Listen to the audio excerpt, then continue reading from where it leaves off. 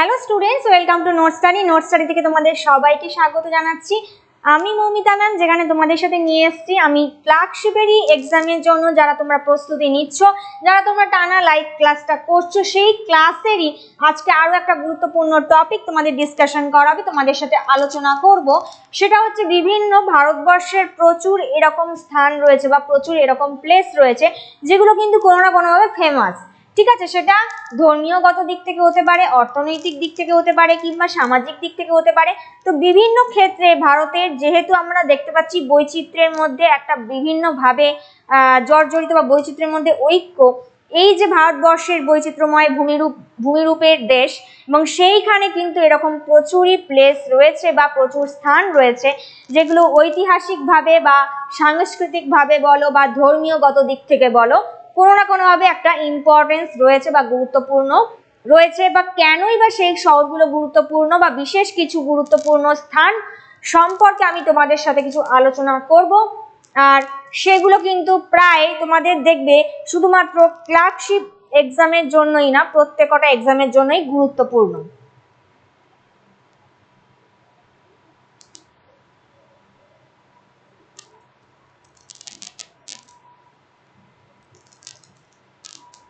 তো চলো আজকে আমরা শুরু করি। এই যে বিশ্বে বা সারা সমগ্র ভারতবর্ষের ক্ষেত্রে যে বিভিন্ন ঐতিহাসিক স্থান বা ধর্মীয়গত বিভিন্ন স্থানগুলো রয়েছে যেগুলো গুরুত্বপূর্ণ রয়েছে বা একটা ভূমিকা পালন করছে, সেই স্থানগুলো সম্পর্কে আমি তোমাদের সামনে কিছু ইনফরমেশন তুলে ধরবো।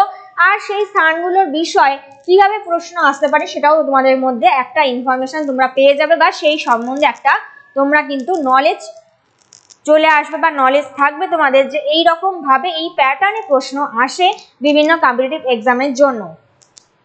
তো তোমরা কিভাবে প্রিপেয়ার হবে বা কি রকম প্রশ্নের জন্য তোমরা রেডি থাকবে সেইটা দেখে নাও। আর সরি, তো এইরকম প্রচুর যে ইনফরমেশনগুলো আমি তোমাদের সাথে শেয়ার করব সেগুলো কিন্তু প্রত্যেকটা ভালো করে ফলো করবে, প্র্যাকটিস করবে, দেখবে এখান থেকে কিন্তু কোনো না কোনোভাবে তোমরা কমন পেয়েই যাচ্ছ। ঠিক আছে, তো বিষয়গুলো প্রথম থেকে দেখো, যে প্রশ্নগুলো তোমাদের সামনে বলছি সেগুলোকে ভালো করে খেয়াল করো।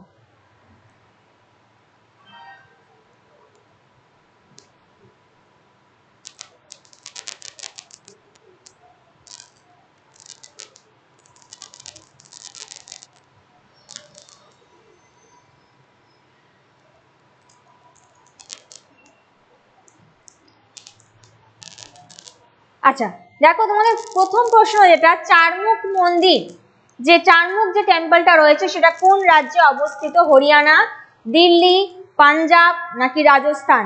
কোন রাজ্যে চারমুখ টেম্পল অবস্থিত? চারমুখ টেম্পলের কি কি বৈশিষ্ট্য রয়েছে বা কি বৈশিষ্ট্য রয়েছে সেটা আমরা বলবো একটু পরে। তো তার আগে বলো, এটা এই চারমুখ টেম্পলটা কোন স্টেটের মধ্যে পড়ছে?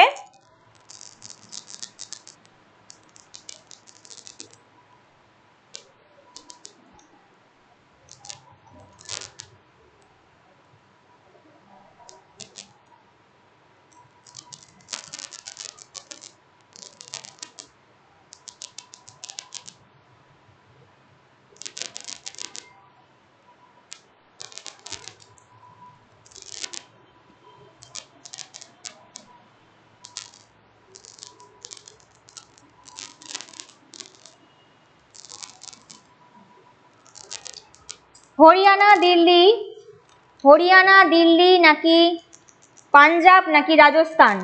কোন স্টেটে এই চারমুখ মন্দিরটা পড়ছে?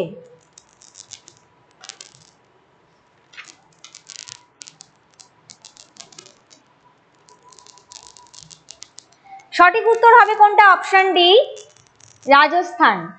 ঠিক আছে, সঠিক উত্তর হবে হচ্ছে রাজস্থান এর অপশন ডি। এই রাজস্থানের উদয়পুরে এই চারমুখ মন্দিরটি রয়েছে। ঠিক আছে,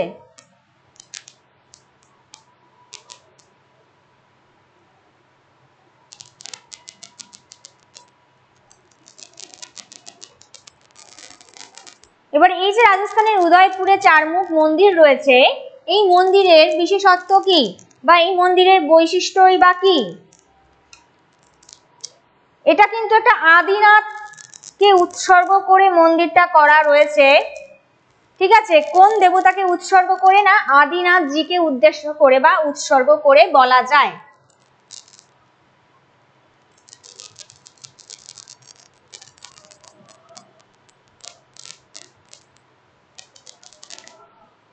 আচ্ছা, বলে রাখি চারমুখ যে মন্দিরটা সেটা কিন্তু মেনলি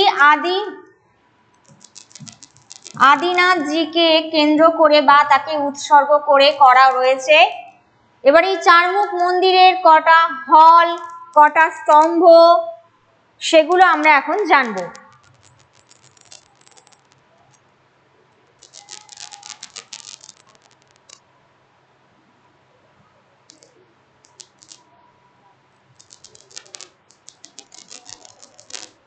চারমুখ মন্দিরে দেখো 27টা প্রায় হল রয়েছে। যদি হলের কথা দেখা যায়, এই বিশাল মন্দিরে কিন্তু প্রায় 27টা হল রয়েছে। তার সাথে 144টা স্তম্ভ খোদাই করা রয়েছে। কটা স্তম্ভ রয়েছে? 144টা স্তম্ভ খোদাই রয়েছে এই চারমুখ মন্দিরে। প্লাস কোন সময় নির্মিত? এই যে চারমুখ মন্দিরটা রয়েছে এটা কোন সময় নির্মিত যদি বলা হয়,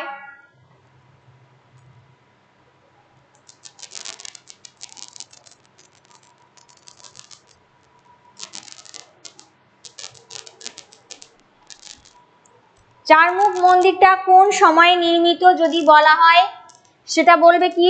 উত্তর হবে কিন্তু তখন 15 শতকের মাঝামাঝি সময়। 15 শতকের মাঝামাঝি সময় এটা নির্মিত রয়েছে। নির্মাণ কাল হচ্ছে 15 শতকের মাঝামাঝি সময়। ক্লিয়ার হয়েছে? 27টা হল আছে, 144টা স্তম্ভ আছে, আর এখানে পার্শ্বনাথের মন্দির রয়েছে, আর মেন আদিনাথজিকে উৎসর্গ করে বা আদিনাথজিকে উৎসর্গ করে এই মন্দিরটা নির্মাণ করা হয়েছে।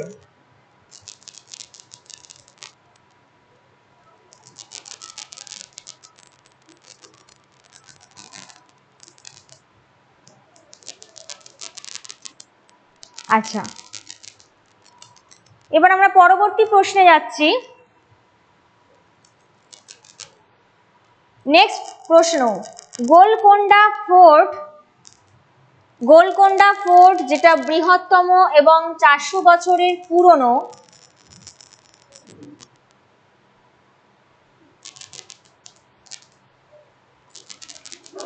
গোলকোন্ডা ফোর্ট যেটা বৃহত্তম এবং 400 বছরের পুরনো বা প্রাচীনতম শহর, এই গোলকোন্ডা ফোর্ট বা দুর্গটা কোথায় অবস্থিত?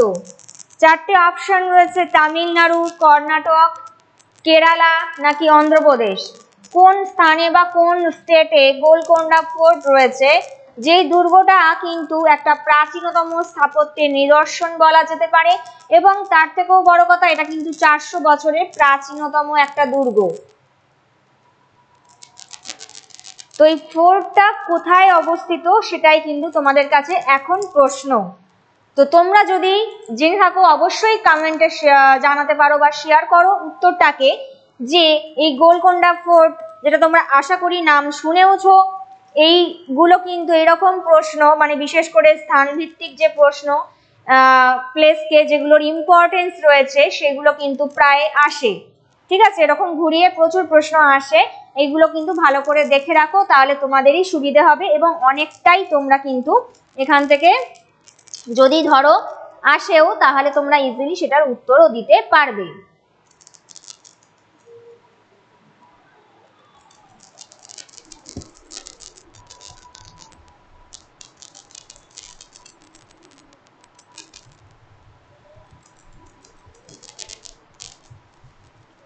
আচ্ছা, নেক্সট বলি যে গোলকোন্ডা ফোর্ট সেটা কিন্তু কোথায় অবস্থিত? না তেলেঙ্গানা, যেটা আমরা কেমন বলছি কি অন্ধ্রপ্রদেশ, পূর্বে যেটা অন্ধ্রপ্রদেশ ছিল সেটা কিন্তু বিভক্ত ডিভিশন হয়ে এখন তেলেঙ্গানা স্টেট আলাদা রূপে পরিণত হয়েছে। কিন্তু আমি অপশনগুলো যেগুলো রেখেছি তার মধ্যে কিন্তু সঠিক উত্তর হবে কোনটা? না অন্ধ্রপ্রদেশ। ঠিক আছে, অন্ধ্রপ্রদেশের তেলেঙ্গানা বা যেটা হায়দ্রাবাদের যে তেলেঙ্গানা সেইখানে সেই স্টেটে কিন্তু অবস্থিত এই গোলকোন্ডা ফোর্ট। তাহলে option D is the right answer. Option D Andhra Pradesh.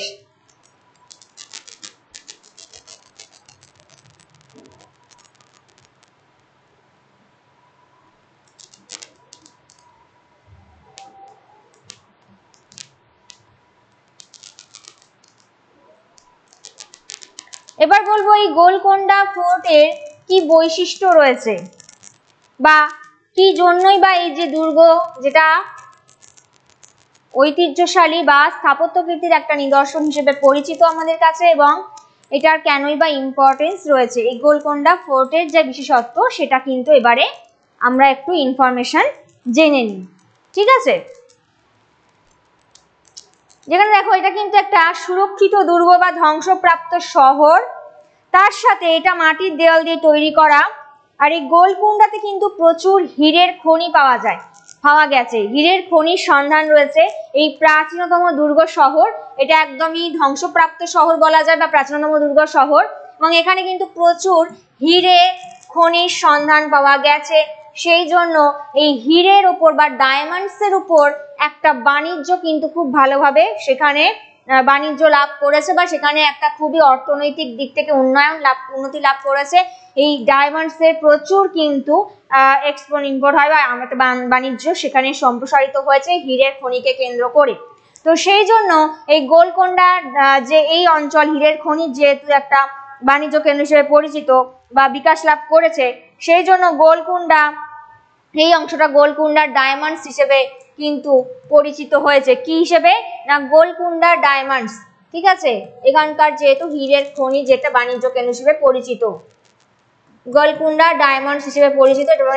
এটা যদি শহরের যদি কথা বলা যায়, একটা ধ্বংসপ্রাপ্ত শহর এবং একটা প্রাচীন দুর্গ বিশেষ, এবং যেটা 400 বছরেরও পুরনো। আর তার সাথে এই গোলকুন্ডার যদি আরো একটা বৈশিষ্ট্য বলা যেতে পারে, এটা কিন্তু মাটির দেয়াল দিয়ে মূলত তৈরি হয়েছে। আর এই গোলকুন্ডা যে ফোর্ট, এটা কিন্তু একটা ইউনেস্কোর ওয়ার্ল্ড হেরিটেজ সাইটের মধ্যে পড়ে, বা ইউনেস্কো স্বীকৃত যে ঐতিহ্যবাহী স্থানগুলো রয়েছে সেগুলোর মধ্যে এটা একটা পড়ছে অন্যতম। গোলকুন্ডা ফোর্ট এটা কবে হয়, 2014-তে 2014 সালে ইউনেস্কোর কর্তৃক এটা কিন্তু একটা ওয়ার্ল্ড হেরিটেজ সাইটে আখ্যায়িত হয় বা স্বীকৃতি পায়। তাহলে কবে পায়, 2014-তে। কোথায় অবস্থিত, অন্ধ্রপ্রদেশে, প্রশ্ন আসতে পারে। আর গোলকুন্ডা কিসের জন্য বিখ্যাত, হীরের খনি বা হীরের খনিটা বাণিজ্য কেন্দ্র হিসেবে সেখানে কিন্তু বিশেষত্ব লাভ করেছে। এটা একটা ঐতিহাসিক বা তথাপি বাণিজ্য কেন্দ্র হিসেবে পরিচিত। ক্লিয়ার হলো? তো নেক্সট প্রশ্নে যাব।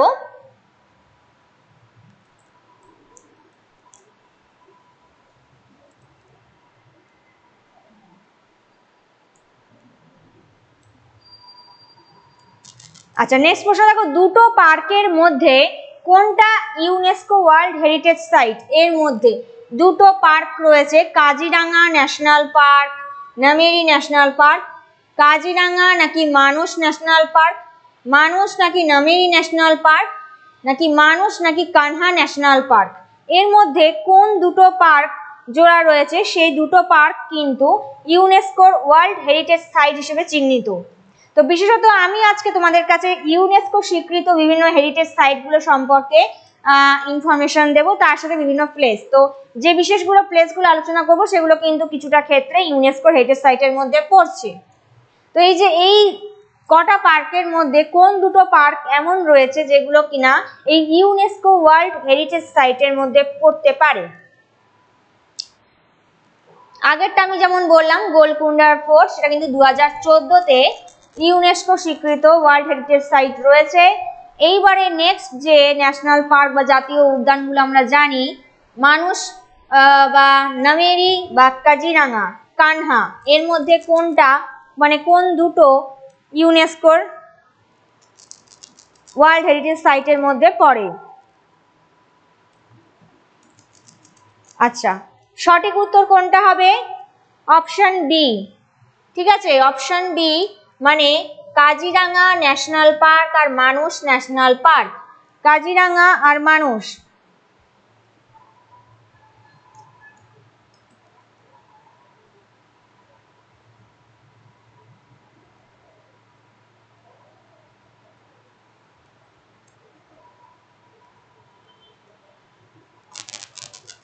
আচ্ছা, কাজিরাঙা ন্যাশনাল পার্ক ও মানস ন্যাশনাল পার্ক যেটা, এই দুটোর মধ্যে কিন্তু এই দুটোই ইউনেস্কো ওয়ার্ল্ড হেরিটেজ সাইট। এবার আমরা প্রথমে জানবো যে মানস ন্যাশনাল পার্ক যেটা রয়েছে সেটা অ্যাকচুয়ালি কি বা কোথায় রয়েছে এটা।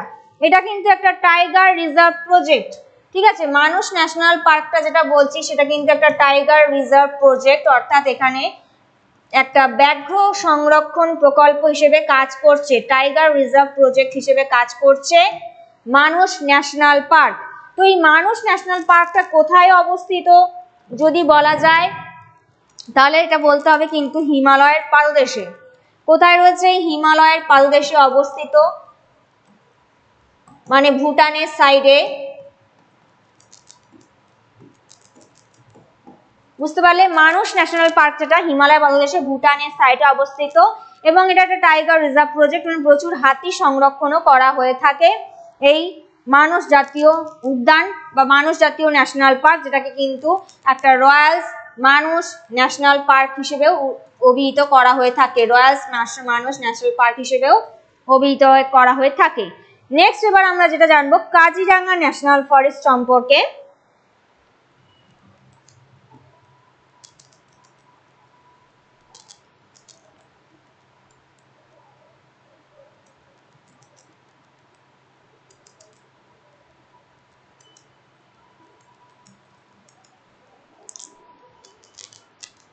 কাজিরাঙ্গা ন্যাশনাল পার্ক কোথায় রয়েছে? কাজিরাঙ্গা যে জাতীয় উদ্যানটা সেটা কিন্তু মেনলি অসমে রয়েছে, আসামে, ঠিক আছে।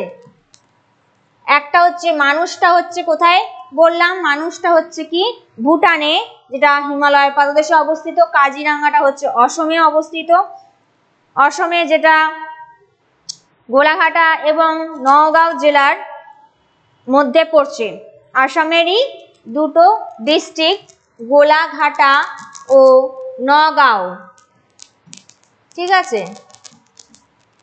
এই কাজিরাঙ্গা ফরেস্টে এখানে কিন্তু 2/3 গন্ডার দেখতে পাওয়া যায়, মানে গন্ডারের জন্য এটা বিখ্যাত। 2/3 কিন্তু গন্ডারের প্রজাতি দেখতে পাওয়া যায় এই কাজিরাঙ্গা ফরেস্টে, ঠিক আছে। এর সাথে বলা যেতে পারে এই যে 2/3 গন্ডার যদি বলা যায় 2018 সালের পরিপ্রেক্ষিতে, 2018 সালের পরিপ্রেক্ষিতে এখানে টোটাল গন্ডারের সংখ্যা, গন্ডার প্রজাতির সংখ্যা 2613টা ধরা পড়েছে, ঠিক আছে। 2018 সালের ভিত্তিতে এখানে অসমের কাজিরাঙ্গা অরণ্যে প্রায় 2613টা প্রজাতি গন্ডারের অস্তিত্ব পাওয়া গেছে বা রয়েছে সংখ্যা বর্তমানে। আর এই মানস ন্যাশনাল পার্ক যেটা আমরা বললাম সেটা কিন্তু মেইনলি ব্যাঘ্র সংরক্ষণ প্রজেক্টের মধ্যে পড়ছে বা ব্যাঘ্র সংরক্ষণ করা হয়ে থাকে, এটা টাইগার রিজার্ভ প্রজেক্ট। আর কাজিরাঙ্গা ন্যাশনাল পার্ক সেটা কিন্তু বেশিরভাগটাই গন্ডার প্রজাতি, যেটা 2/3 এই অরণ্যের মধ্যে গন্ডার প্রজাতিটাই বেশি চোখে পড়ে বা দেখতে পাওয়া যায়।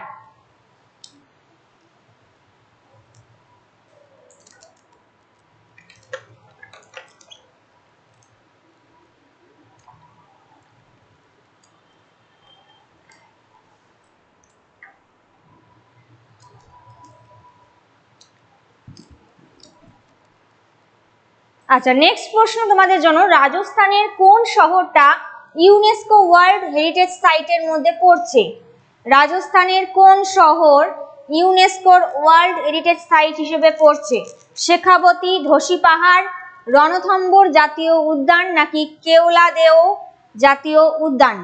এর মধ্যে রাজস্থানের কোন শহরটা ইউনেস্কোর ওয়ার্ল্ড হেরিটেজ সাইট? শেখাবতী, ধসি পাহাড়, রণথম্বর জাতীয় উদ্যান, কেওলাদেও জাতীয় উদ্যান।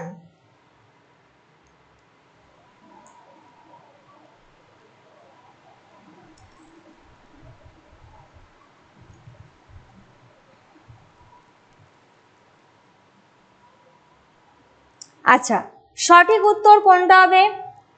Keoladeo national park.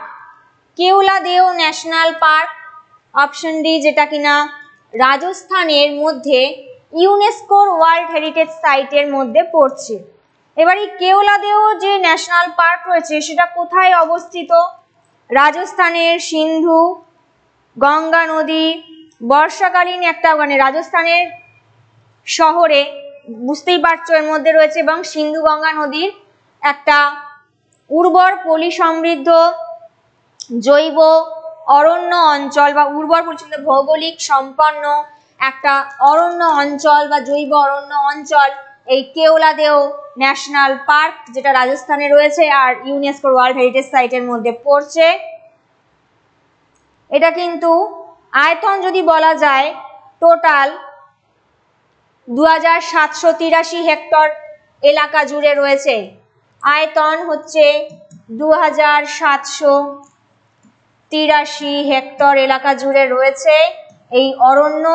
এবং এটা কবে ইউনেস্কো ওয়ার্ল্ড হেরিটেজ সাইটের মধ্যে এসেছে না 1982 তে এসেছে, রাষ্ট্রীয় উদ্যান হিসেবে পরিচিত হয়েছে। আর এইভাবে প্রশ্ন আসতে পারে তোমাদের কাছে যে এই শহরটায় যে কেওলাদেও ন্যাশনাল পার্ক, সেটা কিন্তু ইউনেস্কো স্বীকৃত ওয়ার্ল্ড হেরিটেজ সাইটে যখন এসেছে সময়টা 1985, তার মানে 1985-এ এটা ইউনেস্কো ওয়ার্ল্ড হেরিটেজ সাইটের মধ্যে এসেছে। 1981 তখন কিন্তু এটা একটা রাষ্ট্রীয় উদ্যান হিসেবে পরিণত হয়েছে। অর্থাৎ এই ন্যাশনাল পার্কটা রাষ্ট্রীয় উদ্যান হিসেবে পরিণত হয়েছে কবে? 1981-এ। ওয়ার্ল্ড হেরিটেজ সাইটে এসেছে কবে? ইউনেস্কো কর্তৃক 1985-এ। ঠিক আছে, এরকম ভাবেও প্রশ্ন আসতে পারে। আর নেক্সট হতে পারে যে এটা কবে রামসার ওয়েটল্যান্ডে পরিণত হয়েছে, বা রামসার যে বলা হয়ে থাকে রামসার জলাভূমি, সেক্ষেত্রে সেটা মানে কবে এটা রামসার জলাভূমির মধ্যে পড়ছে বা সেটা স্বীকৃত হয়েছে।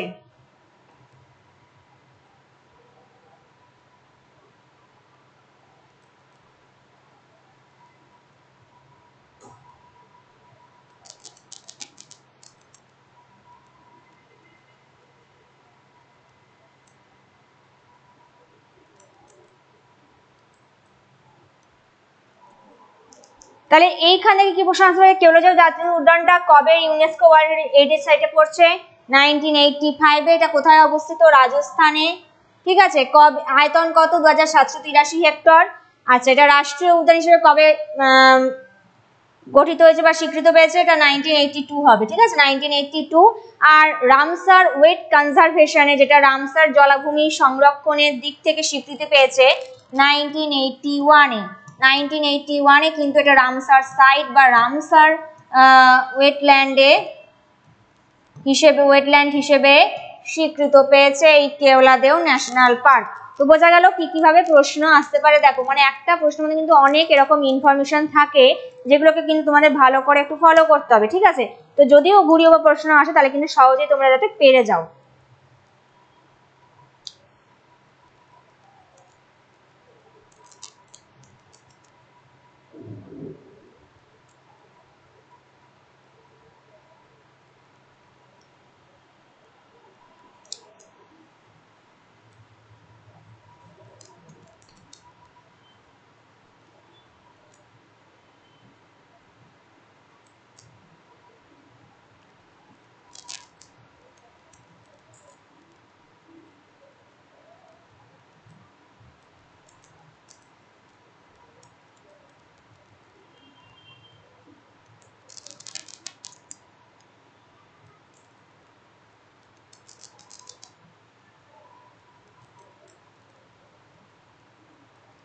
নেক্সট প্রশ্ন, যেটা মারাঠা সাম্রাজ্যের পীঠস্থান হিসেবে পরিচিত কোন শহর? মারাঠা সাম্রাজ্যের পীঠস্থান কোন শহরটাকে বলা হয়?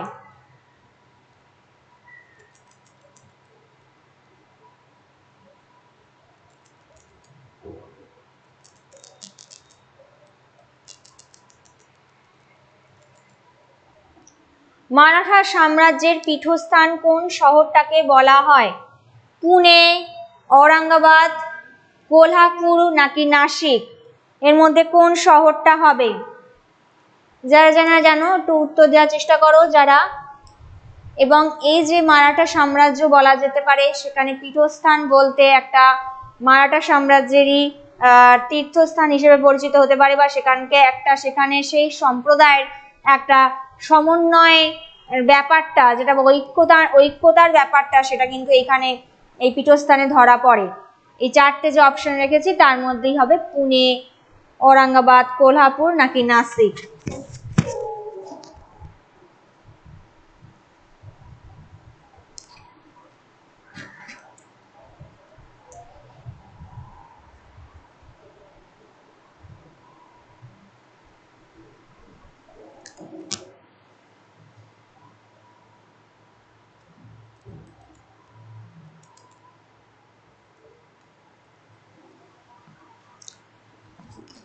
আচ্ছা, মারাঠা সাম্রাজ্য পীঠস্থান হিসেবে পরিচিত, কিন্তু দেখো শহর অপশনে পুনে।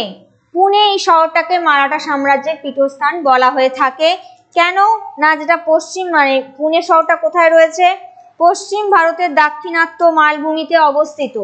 ঠিক আছে, পুনে যেটা মহারাষ্ট্রের পুনে জানো তোমরা। এবার এটা পশ্চিম ভারতেরই একটা দাক্ষিণাত্য মালভূমির মধ্যে রয়েছে বা অবস্থিত যদি বলা যায়, এবং যেটা মারাঠা সম্প্রদায়ের একটা পীঠস্থান হিসেবে পরিচিত। ঠিক আছে,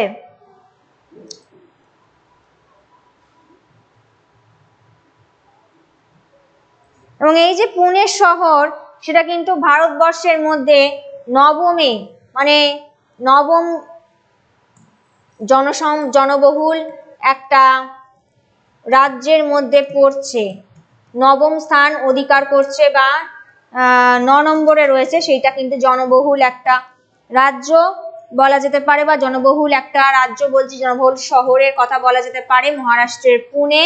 এবং তার সাথে পুনে কিন্তু আর একটা প্রোডাক্টিভিটির উপরে বিশেষ জোর দেয় বা উৎপাদন এখানে খুব ভালো হয়, সেটা হচ্ছে অটোমোবাইল।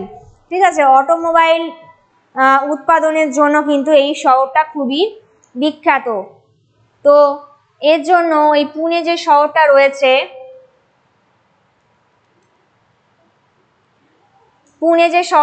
এটা কিন্তু একটা অটোমোবাইল উৎপাদন কেন্দ্র হিসেবে পরিচিত। তো সেই জন্য এই উৎপাদন প্রচুর পরিমাণে হয় বলে, এই যে উৎপাদনটা যেহেতু প্রচুর পরিমাণে হয় অটোমোবাইলের উৎপাদন, তো সেই জন্য এর বেসিসে পুনে শহরকে আরেকটা নামেও ডাকা হয়ে থাকে। সেটা হচ্ছে কি, পুনে শহরকে বলা হয় প্রাচ্যের অক্সফোর্ড। প্রাচ্যের অক্সফোর্ড তাহলে কাকে বলা হয়ে থাকে বা কোন শহরকে? তাহলে বলবে পুনে শহরটাকে কিন্তু প্রাচ্যের অক্সফোর্ড বলা হয়ে থাকে, কারণ এখানে কিন্তু প্রচুর সম্মানীয় প্রচুর শিক্ষা প্রতিষ্ঠানের রয়েছে। সেই শিক্ষা প্রতিষ্ঠানগুলোর মাধ্যমে এখানে একটা শিক্ষা প্রতিষ্ঠানের একটা সমভাব দেখা যায়, প্লাস অটোমোবাইল রয়েছে। প্রাচ্যের অক্সফোর্ড বলা হয়ে থাকে পুনেকে, এবং এটা কিন্তু পশ্চিম ভারতের একটা মহারাষ্ট্রের মধ্যে একটা শহর, যেটা 9তম জনবহুল শহর হিসেবে পরিচিত।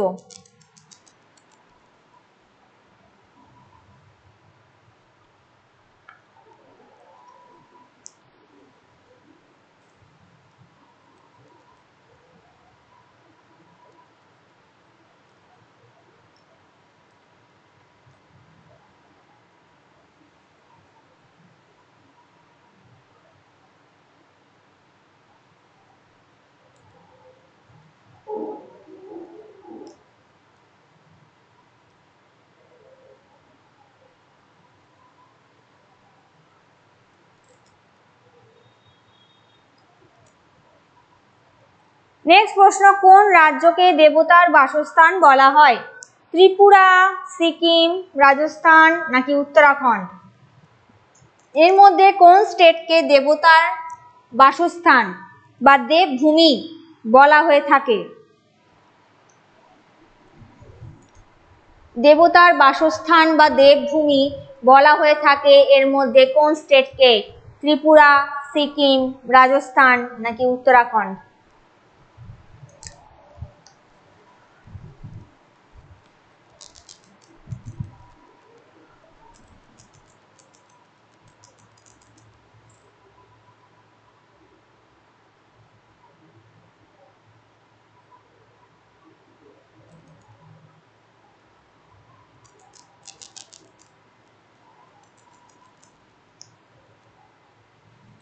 সঠিক উত্তর কোনটা হবে? উত্তরাখণ্ড, ত্রিপুরা। যে শহরটাকে দেবভূমি বলা হয়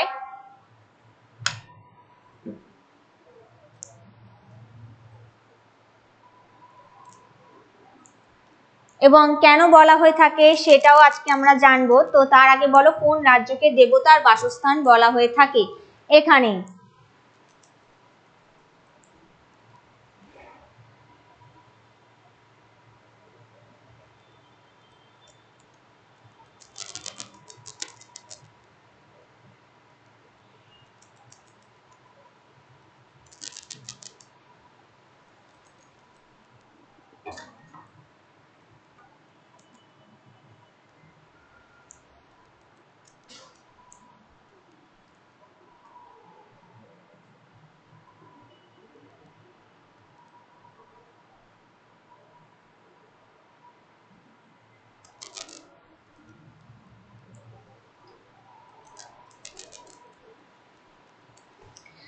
আচ্ছা, সঠিক উত্তর কিন্তু হবে এখানের মধ্যে উত্তরাখণ্ড, অপশন ডি। উত্তরাখণ্ড হচ্ছে একদমই দেবতার বাসস্থান বা দেবভূমি নামে পরিচিত, কেননা এটি উত্তরাখণ্ড, যেটা উত্তর ভারতের একটা গঙ্গা নদীর তীরেই অবস্থিত এই উত্তরাখণ্ড রাজ্যটা, এবং যেখানে প্রচুর জৈন ধর্ম এবং হিন্দু ধর্মের একটা পবিত্র স্থান হিসেবে পরিচিত। প্রচুর মন্দির বা প্রচুর হিন্দু ধর্মের পবিত্র স্থান, যেটি দেবভূমি বা দেবতার বাসস্থান হিসেবে পরিচিত, এবং এটি উত্তর ভারতে অবস্থিত উত্তরাখণ্ড। ঠিক আছে, উত্তর ভারতেরই একটি স্থলবেষ্টিত রাজ্য, হিন্দু মন্দির, প্রচুর তীর্থস্থান রয়েছে। আর হিমালয়ের পার্বত্য অঞ্চল, ভাবর এলাকা, তরাই অঞ্চলের প্রাকৃতিক সৌন্দর্য, হিমালয়ে সৌন্দর্য প্লাস ভাবর এলাকা আর তরাই অঞ্চলের যে প্রাকৃতিক সৌন্দর্য রয়েছে সেইটা কিন্তু এখানে ধরা পড়েছে, বা তিনটে অঞ্চলের এক প্রাকৃতিক সৌন্দর্য এখানে কিন্তু পরিস্ফুট হয়েছে এই উত্তরাখণ্ডে, যেখানে প্রচুর তীর্থস্থান, দেবভূমি বা প্রচুর হিন্দুদের মন্দির রয়েছে, যার জন্য বলা হয়ে থাকে। আর উত্তরাখণ্ডের যে অন্তর্বর্তী যে রাজধানী, সেই রাজধানীর নাম কি না দেরাদুন। উত্তরাখণ্ডের অন্তর্বর্তী রাজধানীর নাম কিন্তু দেরাদুন, মনে রাখবে। আর এটা তিনটে অঞ্চলের প্রাকৃতিক সৌন্দর্যে পরিপূর্ণ, হিমালয় অঞ্চল, ভাবর আর তরাই অঞ্চলের মধ্যে যে প্রাকৃতিক সৌন্দর্য রয়েছে।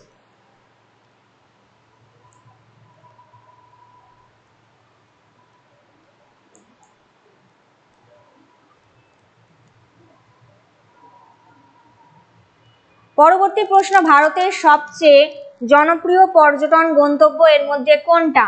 উত্তরপ্রদেশ, পশ্চিমবঙ্গ, রাজস্থান নাকি হিমাচল প্রদেশ? সবচেয়ে জনপ্রিয় গন্তব্যস্থল কোনটা ভারতের?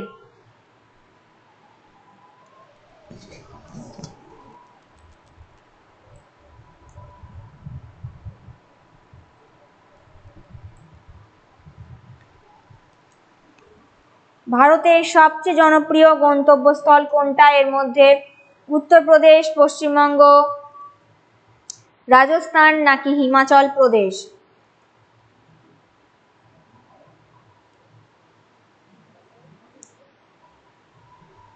সঠিক উত্তর কোনটা হবে দেখো, অপশন এ উত্তরপ্রদেশ, যেখানে সবচেয়ে জনপ্রিয় পর্যটন কেন্দ্র বা গন্তব্য তো বটেই, তার সাথে ভারতের যদি জনবহুল রাজ্যর কথা বলা যায়, সর্বাধিক জনবহুল রাজ্য, তাহলে কিন্তু প্রথমেই মনে আসবে কোনটা না উত্তরপ্রদেশের কথা। ঠিক আছে, উত্তরপ্রদেশ এই যে সর্বাধিক জনবহুল রাজ্য, এখানকার প্রধান নদী কি? গঙ্গা, যমুনা। গঙ্গা, যমুনা হচ্ছে এই উত্তরপ্রদেশের মেন নদী, এবং যেটা একটা জনপ্রিয় পর্যটন কেন্দ্র বা প্রাকৃতিক সৌন্দর্য তো রয়েছেই, তার সাথে সাথে রাজ্যের বনভূমির 6% কিন্তু এখানে বেশিরভাগটাই এলাকাটা পড়ছে বনভূমির এলাকা। যদি ধরা যায় বনভূমির এলাকা, তাহলে সেক্ষেত্রে বলা যাবে 6.1%। আর আবাদযোগ্য ভূমির যদি পরিমাণ বলা যায়, তাহলে সেক্ষেত্রে সেটা হচ্ছে 80%, প্রায় 80% আবাদযোগ্য ভূমি, এবং বনভূমির এলাকা যদি বলা যায় 6.1% এলাকা জুড়ে রয়েছে এই উত্তরপ্রদেশে। ঠিক আছে, উত্তরপ্রদেশের রাজধানীর নাম কি? রাজধানী হচ্ছে কোনটা না লখনৌ। ঠিক আছে, উত্তরপ্রদেশের রাজধানী যেটা হচ্ছে লখনৌ। তো এই প্রশ্নগুলো কিন্তু ভালো করে দেখো, এই ইনফরমেশনগুলো ভালো করে দেখো।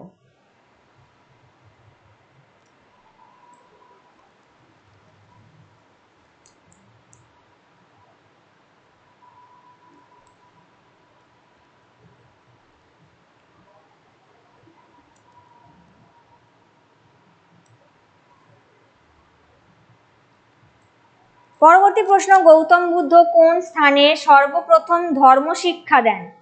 ধর্ম শিক্ষার জন্য গৌতম বুদ্ধের পবিত্র স্থান এর মধ্যে কোনটা? কুশীনগর, চুনার, সারনাথ নাকি উপরের কোনোটাই না? ঠিক আছে, কোনটা হবে? যেখানে গৌতম বুদ্ধের 4টে তীর্থস্থানের মধ্যে বা বৌদ্ধ তীর্থক্ষেত্রের মধ্যে কোনটাতে তিনি ধর্ম শিক্ষার জন্য ব্যবহার করেছিলেন বা ধর্ম শিক্ষা দিয়েছিলেন? কুশীনগরে, চুনার নাকি সারনাথে?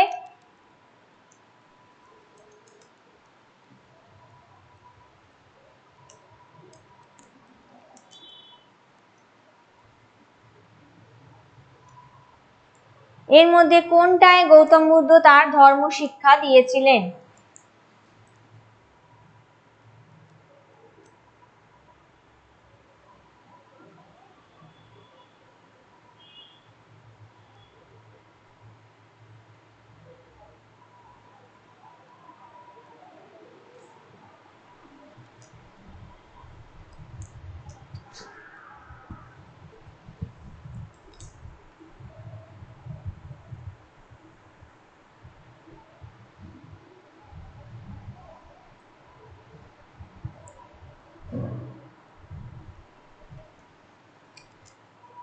আচ্ছা, সঠিক উত্তর কোনটা হবে? গৌতম বুদ্ধ কোন স্থানে সর্বপ্রথম ধর্ম শিক্ষা দেন?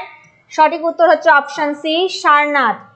এই সারনাথ যে স্থানটা রয়েছে পবিত্র বৌদ্ধ তীর্থক্ষেত্র, যেটা কিন্তু যেখানে গৌতম বুদ্ধ তার সর্বপ্রথম ধর্ম শিক্ষা দেন, বা বলা যেতে পারে এটা বৌদ্ধ ধর্ম বা বৌদ্ধ সংঘের একটা জন্মস্থান। ঠিক আছে, বৌদ্ধ ধর্ম বা সংঘের জন্মস্থান।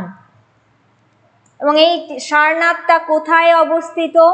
যদি বলা যায় এর লোকেশনটা কোথায় বা কোথায় অবস্থিত, তাহলে বলবে এটা কিন্তু উত্তরপ্রদেশের বারাণসী থেকে 13 কিলোমিটার দূরত্বে। উত্তরপ্রদেশের বারাণসী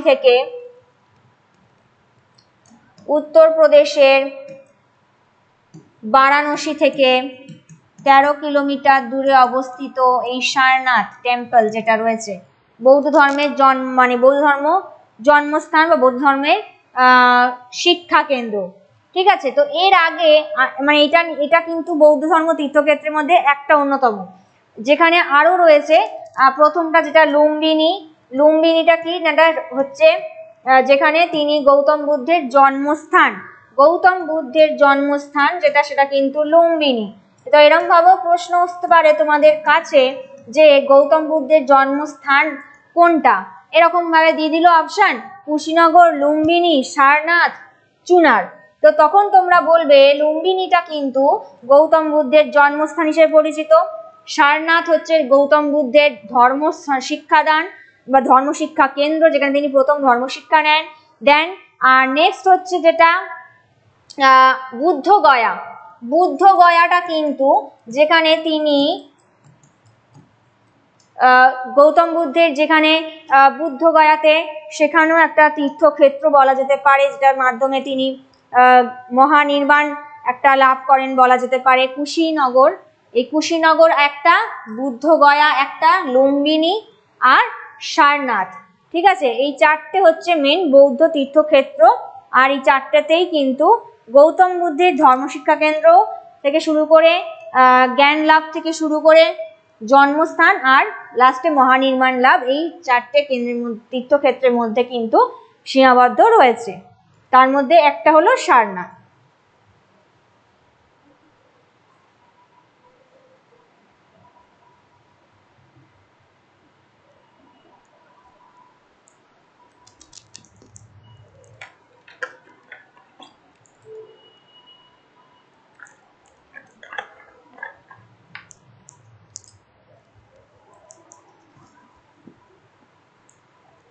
আচ্ছা, নেক্সট প্রশ্ন দেখো, কোন শহরটি হিন্দু ধর্মের উৎপত্তি স্থল এবং বিশ্বের প্রাচীনতম শহরের মধ্যে একটা? হিন্দু ধর্মের উৎপত্তি স্থল, বিশ্বের প্রাচীনতম শহরের মধ্যে একটা। বারাণসী, এলাহাবাদ, গোরক্ষপুর, জৌনপুর, কোনটা হবে এর মধ্যে?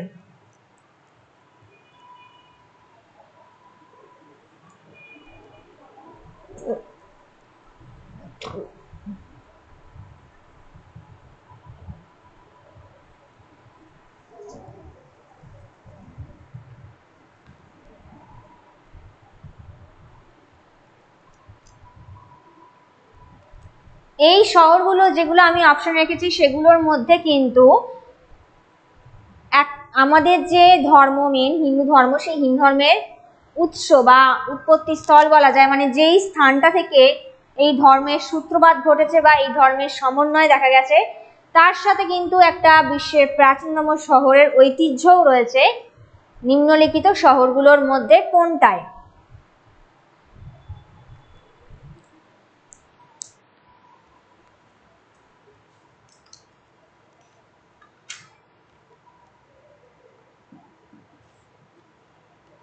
সঠিক উত্তর কোনটা হবে? তোমরা বুঝতেই পারছো, বারাণসী।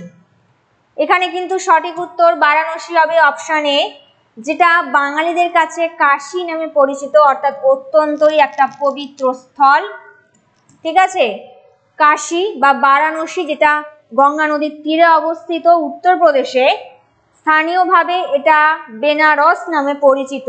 বারাণসীর যদি স্থানীয় নাম বলা যায়, বাঙালিদের কাছে কাশী, যেটা স্থানীয় নাম হচ্ছে বেনারস, গঙ্গা নদীর তীরে অবস্থিত উত্তরপ্রদেশে রয়েছে, যেটা একটা প্রাচীনতম শহর আর হিন্দু ধর্মের একটা অতি পবিত্র স্থান, বা হিন্দু ধর্মের সমন্বয় বলো, উৎপত্তি স্থান বলো, টোটালটাই। আর হিন্দু, শুধুমাত্র হিন্দু বলবো না, হিন্দু ধর্ম প্লাস জৈন, ঠিক আছে, হিন্দু আর জৈন এই দুটো ধর্মেরই কিন্তু পবিত্র স্থান হিসেবে এই বেনারস বা বারাণসী, যেটা শহরটা, কিন্তু দুটো ধর্মের ক্ষেত্রেই তীর্থক্ষেত্র হিসেবে পরিচিত, বা দুটো ধর্মের জন্যই সেম গুরুত্বপূর্ণ বলা যেতে পারে।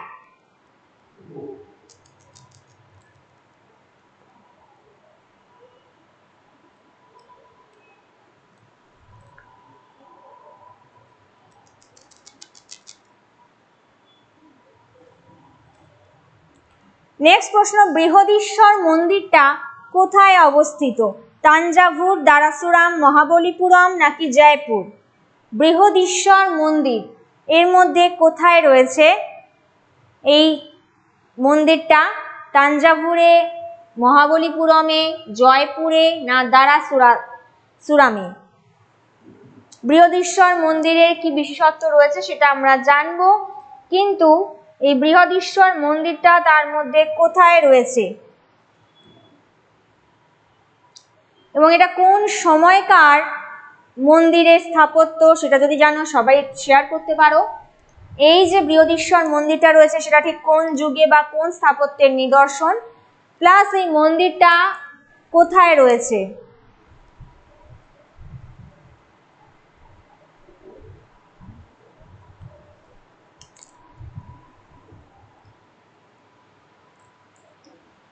আচ্ছা, এটা সঠিক উত্তর কিন্তু হবে তাঞ্জাভুর। অপশনে তাঞ্জাভুর যেটা, সেটা কিন্তু একটা বৃহদীশ্বর মন্দির, তাঞ্জাভুরে বৃহদীশ্বর মন্দিরটা রয়েছে। এবং এই বৃহদীশ্বর মন্দির বা যেটা তাঞ্জাভুরে রয়েছে, সেই তাঞ্জাভুরটা কোথায় রয়েছে না, সেটা কিন্তু একদমই কাবেরী নদীর দক্ষিণ তীরে অবস্থিত এই শহর। ঠিক আছে, কাবেরী নদী, যেটাকে আরেকটা নামেও পরিচিত, কি বলা হয় না, দক্ষিণ গঙ্গা। ভারতের দক্ষিণ গঙ্গা কিন্তু বলা হয় কাবেরী নদী। সেই কাবেরী নদীর দক্ষিণ তীরে অবস্থিত যে শহর তাঞ্জাভুর, এখানেই কিন্তু রয়েছে বৃহদীশ্বর মন্দিরটা। এবং এই মন্দিরটা যদি বলা যায় কোন স্থাপত্যের নিদর্শন বা কোন যুগের স্থাপত্যের নিদর্শন, তাহলে বলবে এটা কিন্তু চোল যুগের স্থাপত্যের নিদর্শন বা চোল স্থাপত্যের নিদর্শন হিসেবে রয়েছে।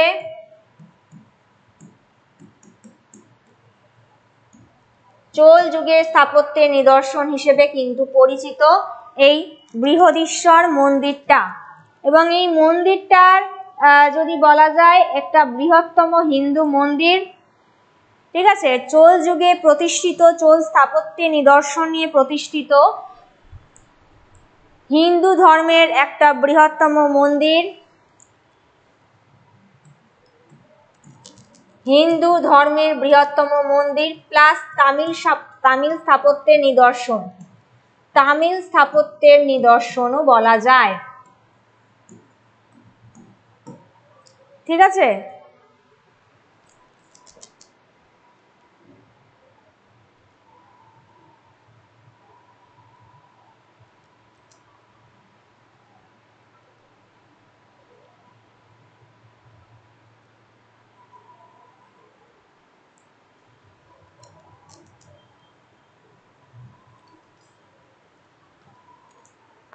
নেক্সট প্রশ্ন, বিখ্যাত দিলওয়ারা মন্দিরগুলো কোথায় রয়েছে বা কোথায় অবস্থিত? বিখ্যাত দিলওয়ারা মন্দির উত্তরপ্রদেশে, রাজস্থানে, মহারাষ্ট্র না মধ্যপ্রদেশে?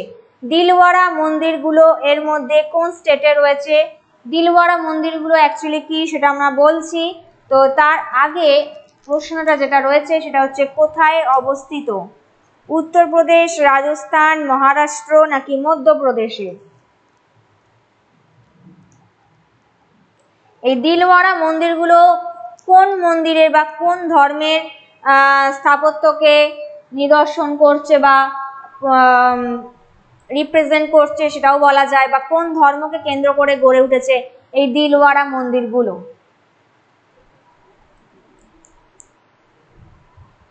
আচ্ছা, তোমরা যারা যারা ক্লাস করছো সকলেই জেনে রাখো, এই যে তোমাদের প্রশ্নগুলো তোমাদের শেয়ার করছি সেগুলো কিন্তু ইম্পর্টেন্স রয়েছে, কারণ এগুলো কিন্তু শুধুমাত্র তোমাদের ক্লার্কশিপের জন্য না, বাকি যে কোনো কম্পিটিটিভ এক্সামের জন্য কিন্তু প্রত্যেকটা জরুরি।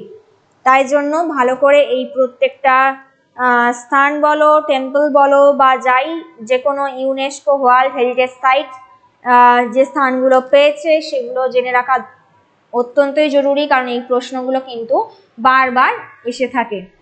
তো যদি ভালো করে একটু ফলো করো, দেখে নাও, প্র্যাকটিস করো, তাহলে কিন্তু অতি অবশ্যই তোমরা এইরকম প্রশ্ন এলে অবশ্যই পারবে, আর এখান থেকে কমনও আসবে। ঠিক আছে, তো বিখ্যাত এই দিলওয়ারা মন্দির যেগুলো সেটা কোথায় রয়েছে? না রাজস্থান। ঠিক আছে, রাজস্থানের দিলওয়ারা মন্দির, তোমরা নেম শুনেও থাকবে, অপশন বি রাজস্থান হচ্ছে সঠিক উত্তর। এই দিলওয়ারা মন্দির রাজস্থানের কোথায় রয়েছে? মাউন্ট আবুতে। ঠিক আছে, মাউন্ট আবু। এবং এই যে দিলওয়ারা মন্দিরগুলো রয়েছে রাজস্থানের, এগুলো মেইনলি কিসের, মানে কোন ধর্মকে কেন্দ্র করে গড়ে উঠেছে? হিন্দু, জৈন না বৌদ্ধ? কি মনে হয় তোমাদের, কোন ধর্মকে কেন্দ্র করে এই বিখ্যাত দিলওয়ারা মন্দিরগুলো গড়ে উঠেছে? না, তাহলে বলবে এটা কিন্তু অ্যাকচুয়ালি জৈন বা শ্বেতাম্বর গোষ্ঠীর মন্দির। ঠিক আছে, শ্বেতাম্বর গোষ্ঠী যারা রয়েছে বা জৈন ধর্মকে কেন্দ্র করে যারা রয়েছে, সেই জৈন ধর্মের একটা উৎসর্গ করা মন্দির বলা যেতে পারে, বা শ্বেতাম্বর গোষ্ঠীকে কেন্দ্র করে গড়ে ওঠা এই দিলওয়ারা মন্দিরগুলো রয়েছে। জৈনদেরই পীঠস্থান বা জৈনদেরই তীর্থস্থান হচ্ছে এই দিলওয়ারা মন্দির। ঠিক আছে, জৈনদের পীঠস্থান বা শ্বেতাম্বর গোষ্ঠীর পীঠস্থান এই দিলওয়ারা মন্দির।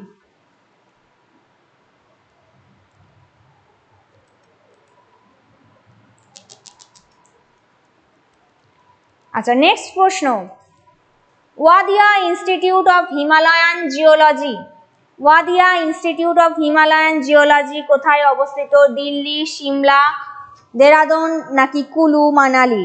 কোনটা হবে? Wadia institute of Himalayan geology, দেখো এর মধ্যে কোনটা হবে? দিল্লি, সিমলা, দেরাদুন নাকি কুলু? কুলু মানালি যেটা সিমলার মধ্যেই পড়ছে, কুলু মানালি আলাদা করে। ঠিক আছে,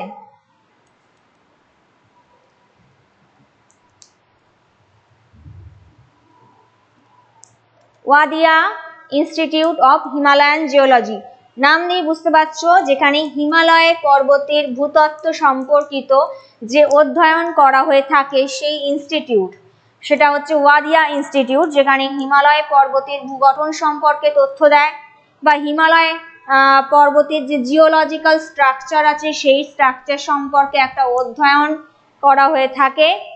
এবং সেই ইনস্টিটিউটটা কোথায় রয়েছে সেটা প্রশ্ন। সঠিক উত্তর হবে কিন্তু দেরাদুন, অপশন সি দেরাদুনে এই Wadia institute of Himalayan geology রয়েছে। ঠিক আছে, এবং এটা একটা প্রাকৃতিক মানে স্বায়ত্তশাসিত প্রাকৃতিক সম্পদ আর গবেষণা প্রতিষ্ঠান, যেখানে আমি আগেও বললাম হিমালয় পর্বতের ভূতত্ত্ব অধ্যয়ন করে। যদি বলা যায় এই ওয়াদিয়া ইনস্টিটিউট অফ হিমালয়ের কাজ কি বা হিমালয়ান বিভাগের কাজ কি, যে এমনই একটা প্রাকৃতিক সম্পদ বা যেটা স্বায়ত্তশাসিত প্রতিষ্ঠান যেখানে হিমালয় পর্বতের ভূতত্ত্ব সম্পর্কে অধ্যয়ন করছে। ঠিক আছে, হিমালয় পর্বতের ভূতত্ত্ব সম্পর্কে অধ্যয়ন করে থাকে। তার সাথে এটা কিন্তু ভারত সরকারের প্রযুক্তি ও বিজ্ঞান বিভাগের অধীনে পড়ে। ভারত সরকারের বিজ্ঞান ও প্রযুক্তি বিভাগের অধীনে পড়ে।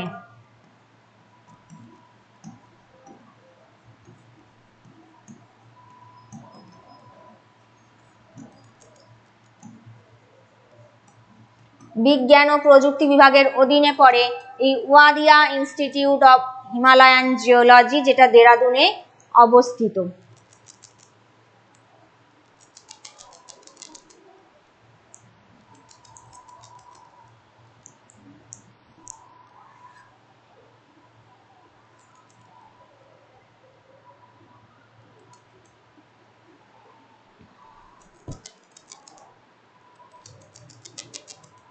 আচ্ছা, নেক্সট প্রশ্ন, জাতীয় পুষ্টি ইনস্টিটিউট নিচের কোন স্থানে রয়েছে? এবার হচ্ছে ন্যাশনাল নিউট্রিশন ইনস্টিটিউট কোনটায় রয়েছে? ব্যাঙ্গালোর, কেরালা, গান্ধীনগর নাকি হায়দ্রাবাদ? কোন শহরে ন্যাশনাল নিউট্রিশন ইনস্টিটিউট অবস্থিত?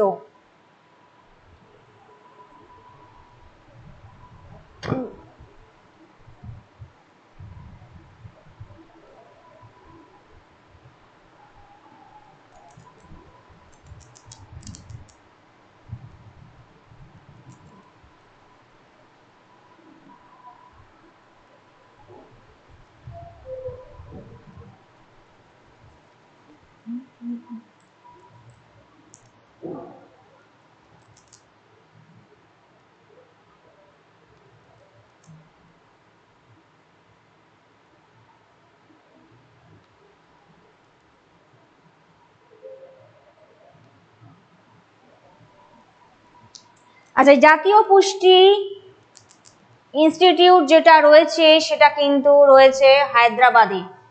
ঠিক আছে, অপশন ডি হচ্ছে হায়দ্রাবাদ সঠিক উত্তর, যেখানে এই জাতীয় পুষ্টি ইনস্টিটিউটটা রয়েছে। এবং এটা কিসের উপর জোর দিচ্ছে? না জনস্বাস্থ্য, পুষ্টি বিষয়ক বিভিন্ন বিষয়কে নিয়ে কাজ করে, পুষ্টি সংক্রান্ত বিভিন্ন বিষয়কে নিয়ে কাজ করে। যে ইনস্টিটিউটে এই সমস্ত বিষয় সচেতনতা, তার থেকে এইসব বিষয় নিয়ে কাজ করছে হায়দ্রাবাদে। এবং এইটা যেটা রয়েছে সেটা যে ন্যাশনাল যে ইনস্টিটিউট, নিউট্রিশন ইনস্টিটিউট, যেটা ওসমানিয়া ইউনিভার্সিটির পাশে ইন্ডিয়ান কাউন্সিল অফ মেডিকেল রিসার্চের বৃহত্তম একটা কেন্দ্র বলা যেতে পারে। এই জাতীয় পুষ্টি ইনস্টিটিউটটা ইন্ডিয়ান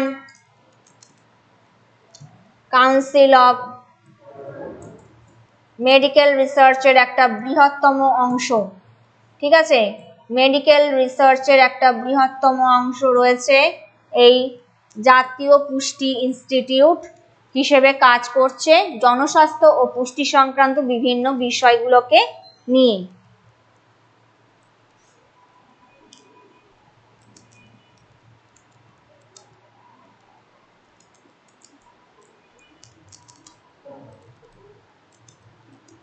পরবর্তী প্রশ্ন, রেলওয়ে স্টাফ কলেজ এর মধ্যে কোথায় অবস্থিত? Railway staff college Pune, Allahabad, Vadodara নাকি দিল্লি? রেলওয়ে স্টাফ কলেজ এর মধ্যে কোথায় অবস্থিত?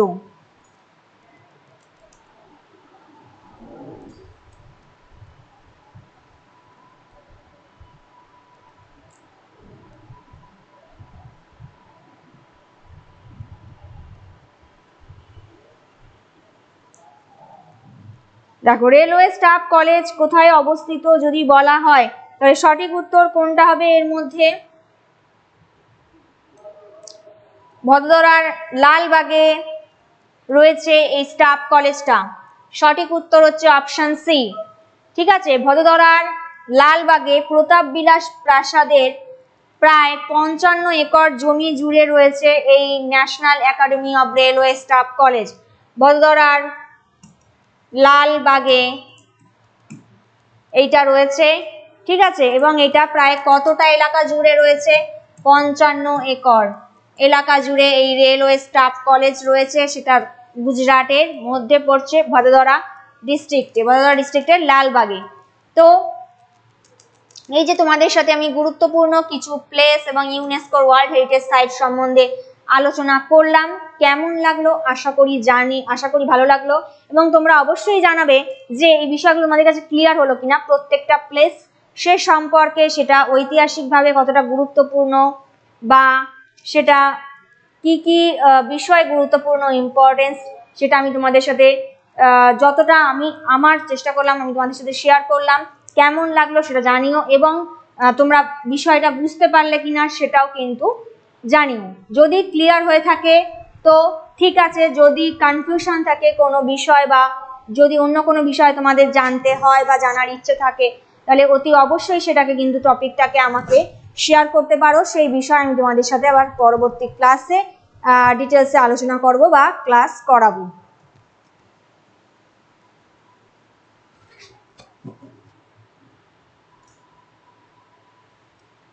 তো এতক্ষণ পর্যন্ত তোমাদের সাথে যে টপিক সম্বন্ধে ডিসকাশন করলাম, এর মধ্যে কোনো কি কনফিউশন আছে বা কোনো অসুবিধা রয়েছে তাহলে কিন্তু জানাতে পারো। যদি তোমাদের মনে হয় যে তোমরা কোনো বিশেষ কিছু টপিক হিসেবে জানতে চাও বা জানতে ইচ্ছে করছে, বা কোনো কিছুতে হয়তো কোনোটাও প্রবলেম আছে, সেটাও তোমরা বলতে পারো অনায়াসে। আর তার সাথে তোমাদের তো স্টাডি মেটেরিয়াল দিয়ে দেওয়া হয়, তোমরা কিন্তু অতি অবশ্যই হোয়াটসঅ্যাপ গ্রুপ বা টেলিগ্রাম গ্রুপগুলোতে জয়েনও হয়ে যাবে, ঠিক আছে?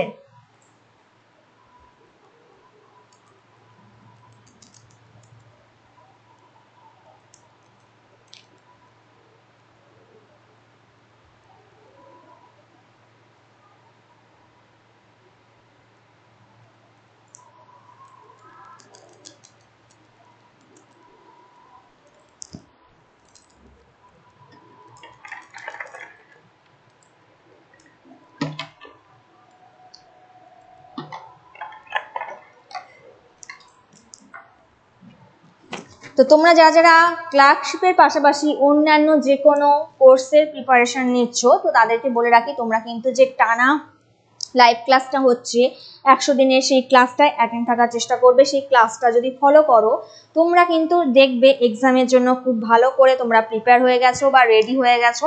এবং তার সাথে আমি যে টপিকগুলোকে তোমাদের সাথে ডিসকাস করি বা যে জিকেগুলোকে তোমাদের সাথে আমি আলোচনা করি বিষয়গুলোকে, সেগুলো কিন্তু অতি গুরুত্বপূর্ণ। তো এগুলোকে ভালো করে তোমরা প্র্যাকটিস করবে, ভালো করে ফলো করবে, দেখবে তোমরা অতি অবশ্যই কিন্তু এগুলো পারবে এবং এখান থেকে প্রচুর কমন আসবে, ঠিক আছে? তোমরা একটু ভালো করে যদি নোটিস করো বা ভালো করে ফলো করো, অতি অবশ্যই তোমরা এগুলোকে ইনফরমেশনগুলোকে নিয়ে নিতে পারবে, বা ইনফরমেশনগুলো যদি একটা জায়গায় তোমরা লিখে লিখে প্র্যাকটিস করো তাহলে অতি অবশ্যই তোমার সেগুলোকে মনেও থাকবে। আর যারা নতুন রয়েছে তারা কিন্তু অতি অবশ্যই আগের যে টপিকগুলো রয়েছে সেই টপিকগুলোকেও তোমরা কিন্তু ভালো করে দেখে নেবে, ও তার মধ্যে থেকে যদি কোনো কিছু বোঝার অসুবিধা থাকে অতি অবশ্যই আমাকে জানাতে পারো। আমি সেগুলোকে তোমাদের সাথে অবশ্যই তোমাদের অন্য একটা পরবর্তী ক্লাসে সেগুলোকে ডিটেলসে বোঝানোর চেষ্টা করব। তো আজকের মতো আমি তোমাদের সাথে এইটুকুই রাখলাম, তোমাদের সাথে ক্লাস। তো আশা করি ভালো লাগলো। আমি তোমাদের সাথে যে ইনফরমেশনগুলো শেয়ার করলাম সেগুলো ভালো করে পড়বে, ভালো করে প্র্যাকটিস করবে, আর অবশ্যই তোমরা কিন্তু তোমাদের স্বপ্নকে পূরণ করতে পারবে যদি ভালো করে ফলো করো, প্রত্যেকটা ক্লাস মন দিয়ে করো, আর তার সাথে স্টাডি মেটেরিয়াল তো পাচ্ছ সেগুলোকেও ভালো করে নোট করে নিও, ঠিক আছে? তো আজকের মতো এইটুকু, আগামী ক্লাসে আবার দেখা হবে। All the best, have a nice day, ভালো থেকো, সুস্থ থেকো, আর ভালো করে পড়াশোনা করো।